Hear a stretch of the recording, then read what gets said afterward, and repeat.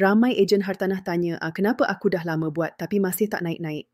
Salah satu sebab paling besar tim tak bagi training yang betul. Dalam industri hartanah, training bukan pilihan, ia adalah nyawa. Kalau tim tak ada sistem latihan, tak ada bimbingan mingguan, tak ada sesi role play, ejen akan jalan dalam gelap.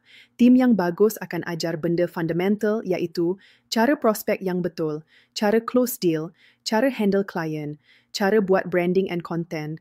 Semua ini bukan ilmu YouTube, tapi ilmu real case hari-hari. Dan beza paling ketara, tim yang kuat akan turun padang bersama ejen. Bukan sekadar cakap, tapi tunjuk. Bukan sekadar bagi semangat, tapi bagi sistem. Kalau tim anda tak bagi training, anda sebenarnya sedang bazir masa. Masuk tim yang boleh bimbing, support and buat anda berkembang. Itulah kunci untuk naik income lebih cepat dalam industri hartanah.